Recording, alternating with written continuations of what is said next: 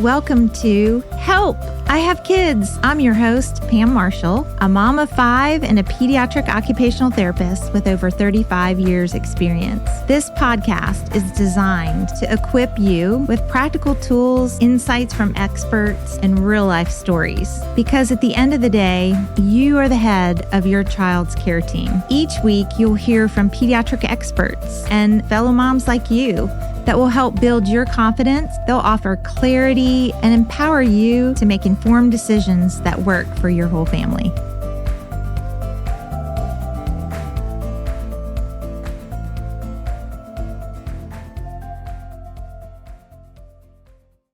Hi, moms and friends listening. Welcome to Help, I Have Kids podcast. I'm your host, Pam Marshall. I'm an occupational therapist and a mom, and sitting here today with my friend Emily. She's also a mom that has quite the story.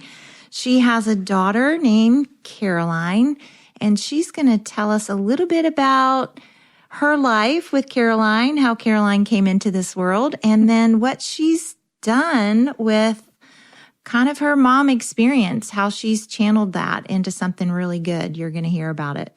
So hi, Emily. Hi, thanks for having me. I'll always take the opportunity to chat about Caroline. Yes, well, you have such a fun story because I don't know, you might not know this about me, but I started out as a NICU occupational therapist Okay. in a Nice. large children's hospital. So tell us, I know a little bit about your daughter's journey, but I'd love to hear it.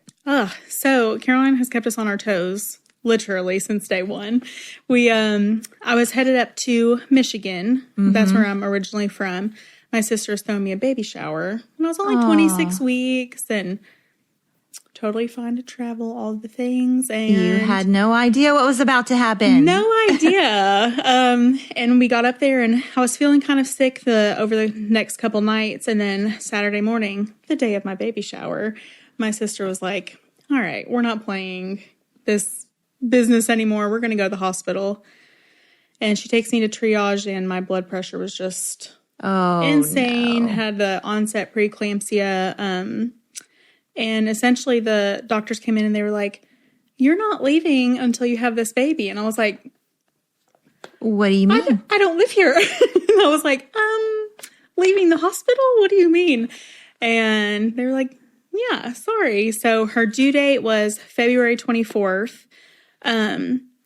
They were like, we're going to try to get you to January. And then I was admitted into antepartum. And from that point, they just kind of kept backing it up to be like, well, let's get to December. Let's get to tomorrow. And what was that date when you went in? Was it The 18th of November? of November. Yep. And so they November were 18th. trying to make it. And what I know about it is a lot of times you really don't make it.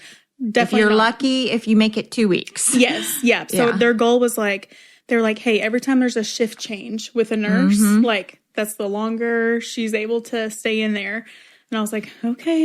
And then they were like, every hour is a good thing to keep her in there. So I was like, oh, got it. Oh, got it. So I was admitted on the 18th, and Caroline was here on the 24th of November. Oh, my goodness. So she was 26 26 and weeks 6. and 6 days. Yeah. Yeah. So viability is right around now 23, 24 weeks. Yeah. But so she was a little bitty girl. Little bitty. Little She was bitty. 1 pound, 11 ounces. And no, I'm sorry, 1 pound, 8 ounces. And then she was 11 inches long.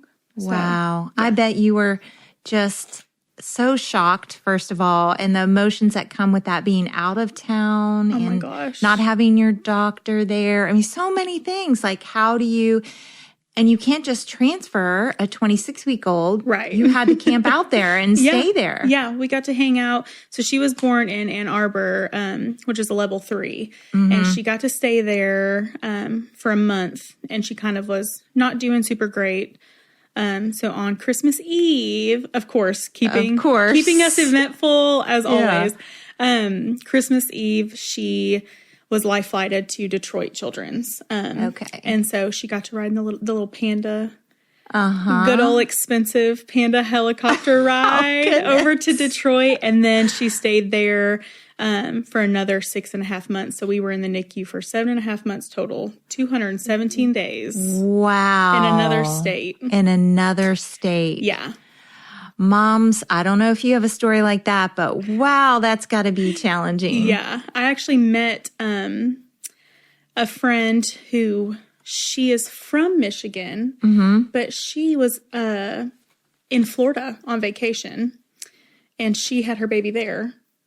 And no way. So we have kept up this whole time because she's actually neighbors with part of my family, which is just crazy how the world works. Random. So random. Yeah. Her name's Emily, and her daughter's name's Lucy, and they're so sweet. But so you have the same name. Yeah. And met them through this whole journey. And so that was crazy to connect with that deeply with someone. Yeah. With the same story. So you kind of emphasize the importance of community right then and there, which was cool. Yeah. So, and like most micro preemies, there's lots of ups and downs, right? Yes. So was there ever a time you were really afraid for her life? Like she was very sick and. Yep. And I think at first it's like that first month, you're just kind of adjusting to everything. You're like, all these machines, all of these noises, all of these doctors, all these rounds, all these things. And then it's overwhelming. So overwhelming. When you've not been in that environment before. Yeah. And I kept a journal, and like, I'm just looking back at like the journal now, because sometimes I like to go through it, and I'm just like, I just like taught myself all this stuff, like acting like I just knew all this, and, but now it's funny knowing all of that and what it meant to look back. And that is a great tip for moms, anyone in a surprise situation or you're overwhelmed about medical information, is get a spiral notebook and just write down everything. And, you can say to even the doctor talking, even if it's intimidating, it's during rounds, you can say, can you repeat that again? I'm just writing it down so I can remember it. Absolutely. And they're usually patient and understanding with that because it's actually overwhelming. There's so much information. Absolutely. Yeah, I'm so glad that I had 3 notebooks, all the time we were in there. You just fill them up and start on the next one. Yeah, exactly. But I was able to keep all that, and I'm so glad. There was a few times in that first month where I was not really sure, and we had an amazing primary nurse who just took her under her wing, and I'm so incredibly thankful for her because her advocating when I wasn't able to at that time. What's her first name? Her name's Samantha. Yes. So she's forever just... Absolutely. Yes. Precious to you. So precious to me. I'm so thankful for her. And I usually send her a message on Christmas Eve, the day that Caroline was transferred, because she really saved her life in advocating for her to go to the level 4 hospital and need this further treatment and stuff. So thankful for her. And then we were really lucky to just be really blessed with amazing nurses and doctors once we got to Detroit. Did she have therapy too in NICU? Once she was actually intubated from the time of birth. They tried to extubate a few times. But February 4th was the day that she was successfully extubated. So moms, what that means is when premature babies can't breathe on their own, they do get a tube down to put oxygen in their lungs.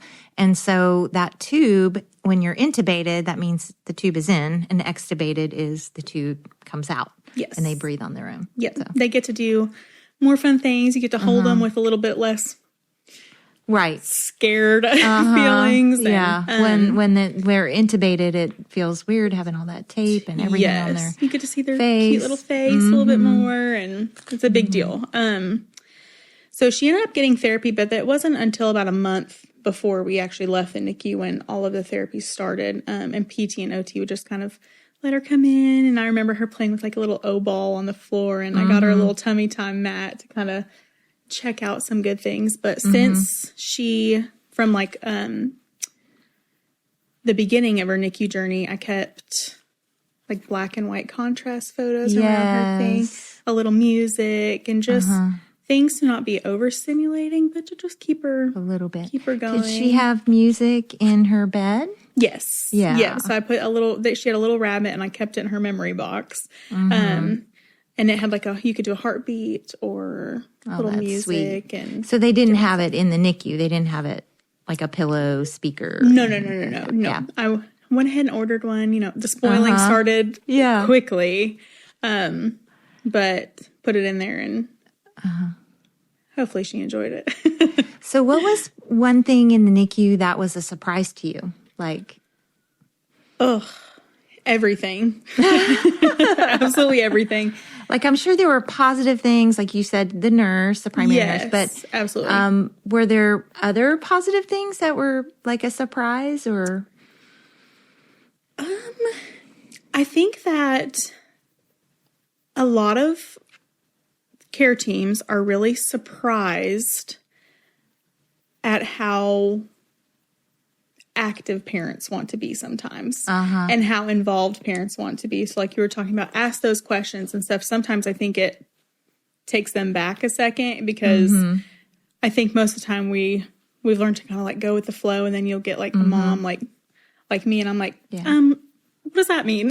Can you let me know what that means? So that surprised me too. Well, that kind of in their defense, I think they do have a lot of moms that probably aren't involved in their baby's care. You know, that may be not as conversational and asking questions. Yes, absolutely. So it was definitely a whirlwind, and I think a lot of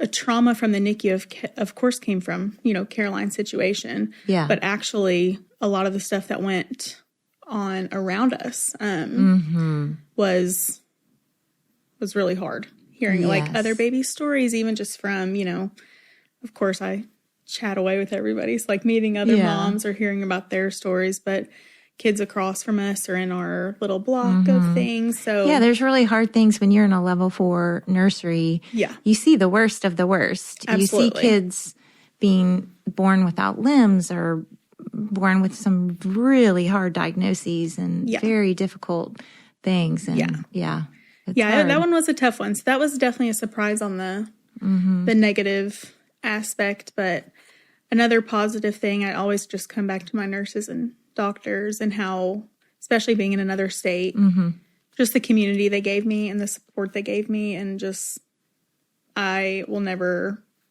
be able to thank them and repay them enough in life, but they were just amazing. So that's so good. Yeah. That's what you want to hear. Yes. That you were so cared for in that journey. Truly. And finally you got home to Kentucky. Then what happened? Finally came home. She was had lived how many months? She was 7.5 months. 7.5 months. Wow. We went through that first little chunk of things. And at that point it was just adjusting, because as hard as the NICU is, you do have nurses who are like, oh, this is your schedule. This is your, all of that kind of structure. And then you get home and you're like, oh, guess we're just going to figure this out. Now it's me. Now it's me putting structure in place. Yeah, truly. And you probably had to learn, what were some of the medical things you had to learn taking her home? Like, was she on a monitor? Was she on oxygen? Yeah, we came home on oxygen. So learning that, plus learning how to read the machine and, keep that going. So she would have her little pulse ox on her foot. We also opted, which got us home a little bit earlier, was her G-tube for her feeding tube.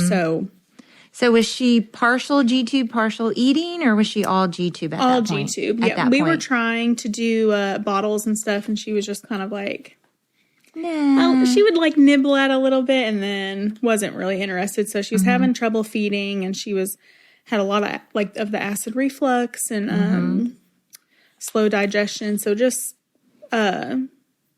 did she have the procedure that helped with the reflux too? No.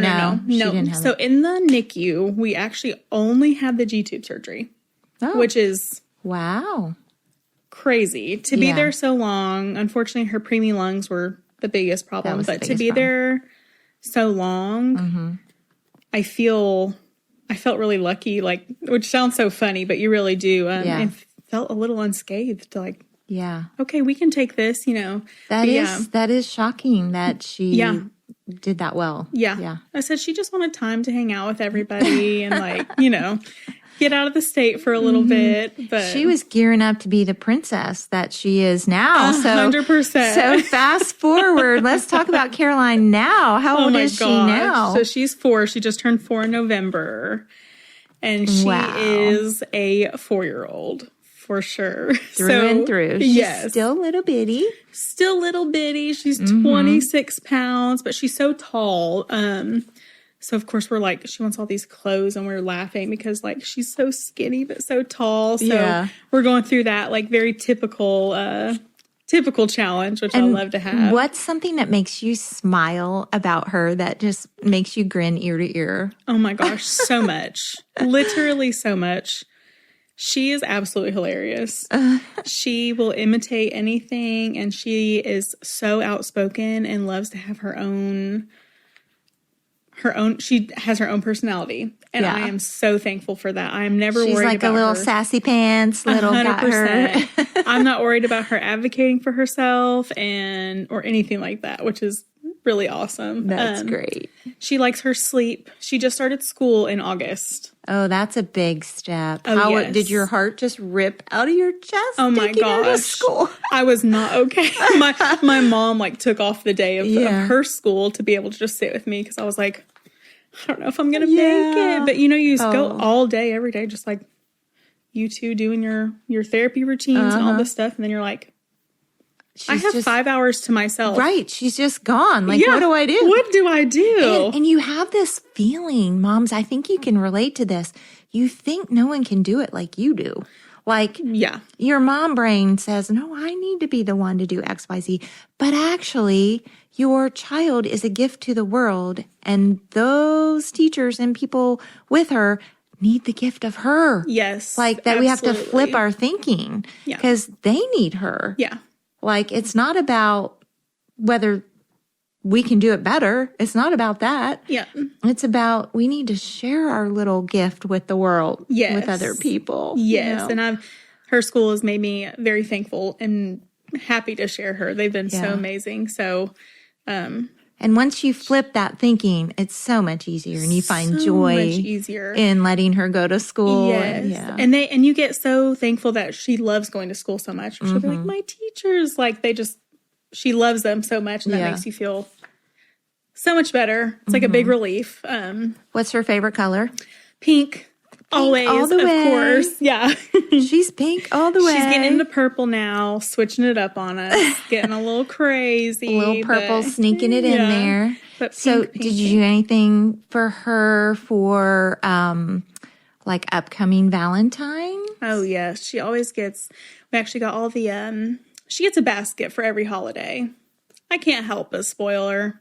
That's fun. It's awful. But she's got all a princess blanket, some princess jammies. I love it. She is quite the princess. Quite the princess. Does she have a tiara?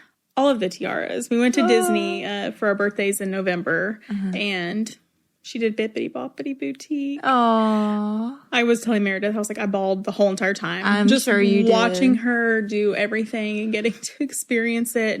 And she was probably just enamored with all the princesses. Yes, and loved it so much. It was the best time of my life, just being able to watch her. Good. So, of course, she is all of them. So you really are still a mom of a medically complex child, which is not every mom can relate to that, but there's lots of moms out there. So how do you take care of yourself? Like, what are things you do to make sure you're okay? Yeah, it's taken a while. Honestly, until she's just started going to school. The first couple of months, I just napped.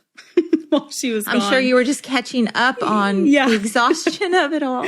But now I've started getting back into workout classes or just doing things, being able to read, taking those hours and really just being like, what can I do? And as she's gotten older, just realized how important it is to recharge yourself and stuff, because at the end of the day, when you're you really do realize if you're not able to do all this for them, it puts another stress factor on yourself that it's yes, I have to still take care of her and do all this stuff. So you got to find the time to recharge your battery. Take care of yourself and build friendships and meaningful relationships that also help you emotionally, for sure. So is there some progress? Because Caroline has a little challenging journey. Yeah. She doesn't move and run and play like all the kids her age. Yes. So what is like some progress that you're excited about now, or what have been some highlights in her developmental journey? So she has, of course, her little pink wheelchair, and she's starting to wheel that thing around on her own, which is so funny. Fun. Yeah. But she really is trying to take off in her like crawling, and she wants to be upright and walking and like do all these things. So I think just the longer. So the drive is there. She's got that drive to want to do it. Yeah. Which is so great to see. And I think the longer time goes on, the more she grows and stuff, I do think that we'll see more and more functional movement, whatever that looks like for her. And I'm okay with whatever that is. Yeah. But, and are her legs more involved than her hands, or are they both? She's kind of both.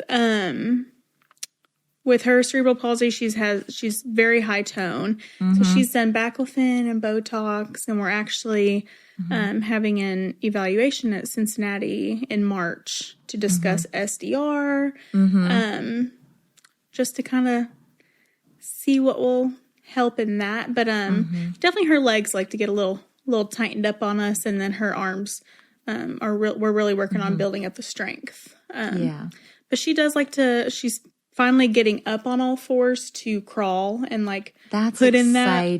So exciting. And if she really wants something, she can give us a few little movements to get there, and it is really exciting. That is fun. That must be a joy for you to watch. Definitely. For sure.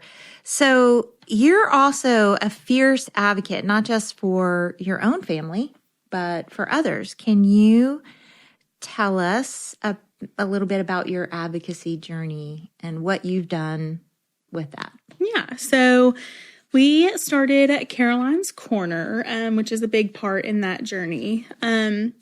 Last year, we did a cerebral palsy awareness t-shirt, and from the money raised from that, we started creating these little pink bins that we put in clinics. They have I try anywhere from 15 to 20 toys in each bin, from donations and fundraisers, like I said, and we give them to clinics for therapists to hand out to kids who can take them home and master their skills at home, essentially.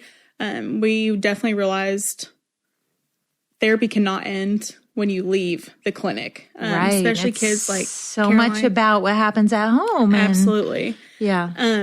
But also it takes a lot of time to go get these stuff, or like this stuff, or takes a lot of money, and it just takes a lot of things to, and especially as a first time mom, you're like, is this the best toy to use for this? Is this the best toy? Like, what do we choose? And I bet you've loved that about your therapist, because they know the good ones. Yes, they absolutely do. And they just like show us the toys, and I'll ask Heather's literally one of my best friends now. She's like, I call her Caroline's second mom. Yeah. But I'll just be like, what toys do you think we need for like this age group? And she helps me a lot with that, which is really nice.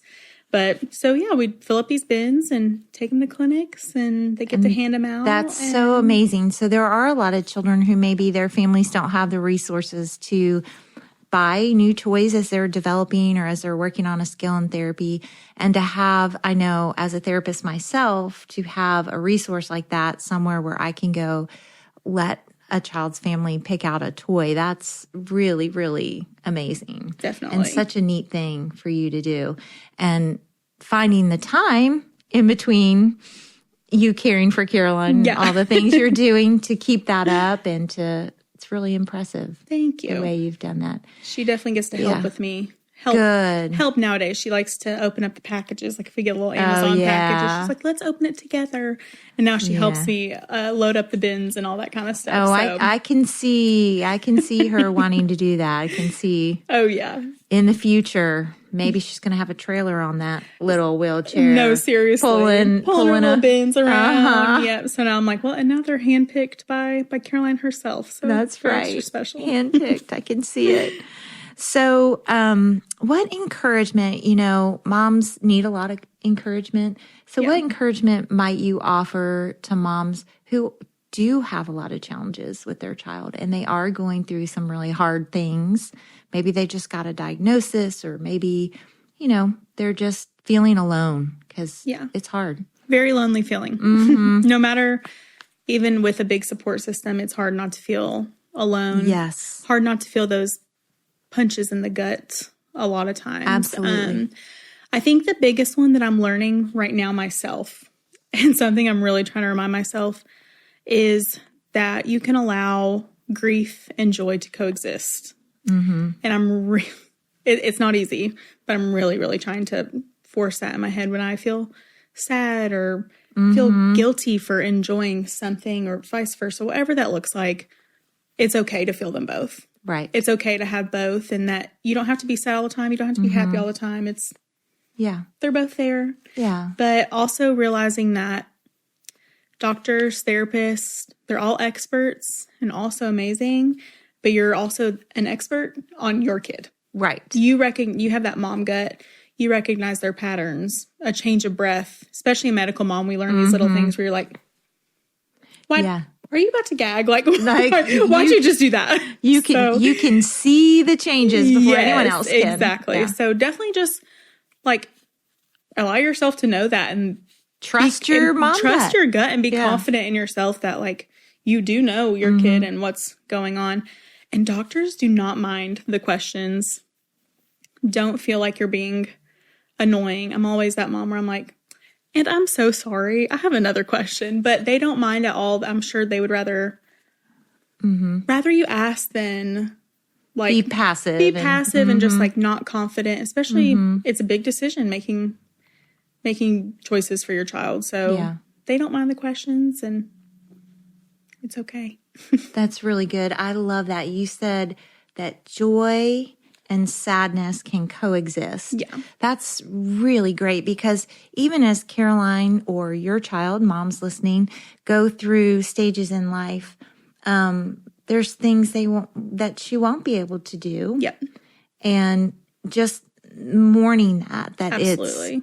it's she's not getting to XYZ or whatever. And then holding on to the joy and the hope of, who she really is. Yep. And that you love, that those things can coexist. Yeah.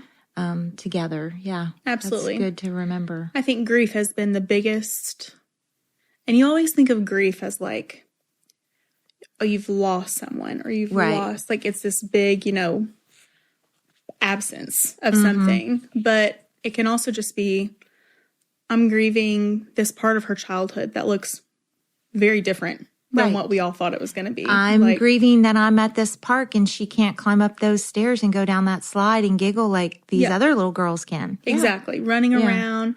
But then I'm also like, ugh, thank God she's here. Yeah. And thank God that all she knows is that me and my mom are at the park. Right. And we're she's taking me down the slide or whatever. So it is so hard. I laugh and just say this, but it is so incredibly hard. But I do think it is the most important lesson that I'm learning through all of this, for sure. And do you have are people free? I'm sure they're free to share their comments, because most people are. So when they see her, do you have comeback lines? Or, I'll give you an example. People would see me with, my little ones, especially when I had 4 and I was pregnant with the 5th, and they'd go, boy, you have your hands full. And my comeback line was, yeah, I love it. Thanks. Yeah. And thank God I do. Yeah. Yeah. So what's your comeback line, or what's your? I really don't have too much. We have actually had, and this is something I have told so many people with her starting school and everything, the world is evolving. Unfortunately, there's so many negative things, but also evolving in a positive acceptance. Way? Yeah, and things like that. I love hearing that. Yes, I love and I've been so lucky that we have really only had positive experiences with that's great kids coming up to Caroline. And we took her to a little, I posted this on Facebook, that we took her to a little Christmas event. And this little girl came up to her and just kept talking to her and and then she said, what happened to her? Because she's in her wheelchair. And I said, oh, her body just works a little bit different than all of ours. And she was like, oh, okay. And just hugged her. Aww. And nonchalantly. So but like the fact that she was raised to just like ask a question and did it in such a polite, and she was little. So stuff like that really makes me happy that we can just talk about things, be like, it's just a little different right now. That's all. And she's like, cool. Like, here's a hug. Let's go play. It's so good. I love it. And kids are so free and open. They say what they're thinking. Yes. And they're curious. They want to know. It can be a little scary because you're like, what are they going to ask? What are you going to ask? Yeah. But it's really been positive. So, you know, it was a girl in my 5th grade class that was in a wheelchair. I think that's why I'm an OT. Why I went on to be an occupational therapist. I love that. Because I loved her and no one else wanted to be around her or talk to her. And she was a really neat person. And she talked different. She was a girl with CP that had trouble talking and had a little drool every now coming out of her mouth. Yeah. And I loved her. Wow. And I think that helped me. So hopefully, you never know what Caroline's going to do, how she's going to spur someone on. Exactly. Toward working with kids that have different abilities. Absolutely. Yep. That's neat. And I believe she's here for a reason of something like that. She'll do something. She'll change perspectives, and she'll change people's minds about disabilities and how they're perceived. Different abilities. Yeah, that's what I call it. Exactly. Different abilities. Because she has abilities. They're just different. Just a little different. For sure. Yeah, they are. So, uplifting moms, like when you think, you told us that grief and joy can coexist, which is just a great, I just want to keep repeating that. It's such a good thing to talk about. There's so many comparison things, you know, that we moms get into as we journey through with our kids. But, how do you cope with that? How do you cope with just the comparison thing? I think as humans, it's natural. We compare, you know, we have these milestones. I mean, even, you know, you go to the doctor still and they're like, oh, is she doing this, this, this, and this? And I'm like, well, no. but so everywhere you look, there's an opportunity for comparison, and you're going to do it. Just try not to let it steal your joy. And from day one, doctors told us that Caroline is on her own timeline. And she so is. She so is on her own timeline. And I really just try to keep hold of that. Because she's doing like this right now or not doing this right now, it may not look that way, especially in a medical needs. We know that your life can look so different in a month. Like, it could look so different. So just trying, the comparison's going to happen, but just try not to let it steal your joy and what's in the moment right now. Yeah. So, and what do you do with your expectations? Because that's another thing we moms have, right? Yeah. We have expectations, or we set little goals, or we think this or that, and sometimes it doesn't happen. Yeah. So how do you manage that? I wish I had a better answer of something that I precisely do, but I think that being thrown into this life has taught me to go with the flow. And that's the best way to get through it. And I'm like, you know what, if we just extend those goals, or we add a little bit different, or look at how far they have come. Right. Is a big Looking thing. Back. That's so huge. Yes. And we moms don't do that enough either. We don't, yeah. You know, whether your kid has a disability or not, it's looking back and seeing where you've been and where you've come. Absolutely. I looked up on a little memory that popped up from a year ago, like celebrating Valentine's Day, and she looked so little, and she was still like mostly signing little words. Aww. And now she talks. Yeah. Does talking not stop your ear off. You're probably like, could you just go over there and talk for a minute? I was joking. I said during the snow days, and all the moms will get this, I think. We're so thankful for her talking. But I said, I absolutely had to remind myself of those days that I was praying so hard for her to talk. And I was like, it's okay to take a breath. Don't worry. Like, but yep, now she just talks. And so I'm like, okay, so we look at that, and it's like, that's amazing. Like, that's such a big thing. So definitely just look at how far they have come and look at the things they can do or that they are enjoying and just try to focus on that. It sounds... Yeah. Stay on the positive for sure. You have to. So is there any other encouragement that you can think of to give a mom who is in a challenging situation or feeling the challenge of their child? They don't even have to necessarily have a disability, but sometimes you're just going through a really challenging season. Yeah. A kid is not sleeping well. Not sleeping well, or, I would say this to my husband, never to my child, but sometimes they go through bratty seasons and they're just being a brat. Yep. And you have to figure out how to navigate that. It Absolutely. can be that alone. Find some time for yourself. Mm-hmm. So much easier said than done. Yeah. But try to do that. And it really just find something, even if it's not time, just find something to recharge yourself. Go through the drive-thru and get a coffee on the way to therapy or whatever that looks like. And then just really trying to find a community, ask questions, find out there are resources. I don't know why it is trying to navigate Fort Knox to find the resources. Yeah. But there are some. So ask questions, and nobody's going to think you're stupid. Nobody's going to think you're annoying. You really just have to push through and be like, ask for those questions, find those resources, and I'm going to do it. I'm going to do it. Yeah. But that's good. Just trying to be positive through but it's also okay to have those rough days. I think that's another big thing is not pushing any feelings you have aside. Right. The more you bottle it in. And you need somebody to cry to, for sure. Yep. And I know from being an occupational therapist all these years, sometimes I had lots of crying moms on my shoulder, and sometimes that's okay. They needed to cry, and that's part of therapy. Of therapy session. But it's part of therapy. Absolutely. And, for sure. And I love that there's also easier ways to get your own mental health therapist if you need it, because you can now do online therapy and get help, and lots of insurance covers it. So take care of yourself and try it. If you have never tried it, sometimes it can be really helpful. Give it a whirl. Yeah, give it a whirl.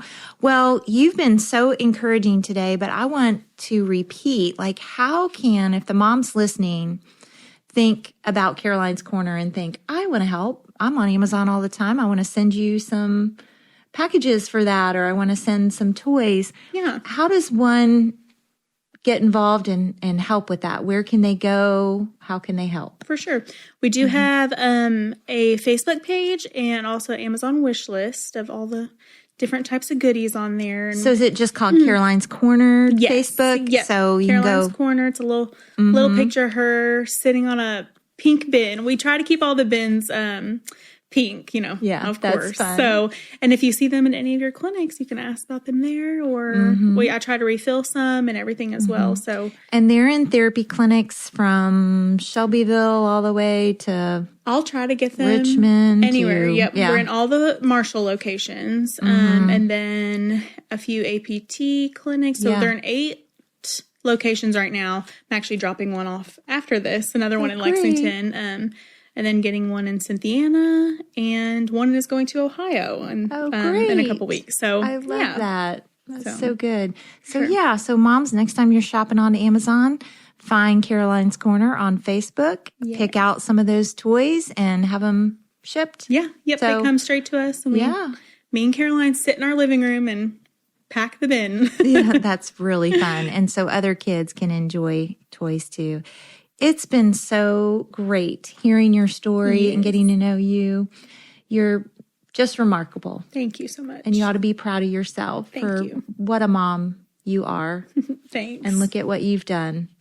You never thought you could do this. And here it is. Look what you're doing. That's for sure. So great. Thanks for coming on today. Thank you for having me. I appreciate it.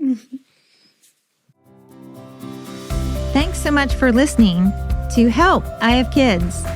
If you're tuning into this podcast, that means you're a mom who's curious, committed, and ready to learn. And we see you.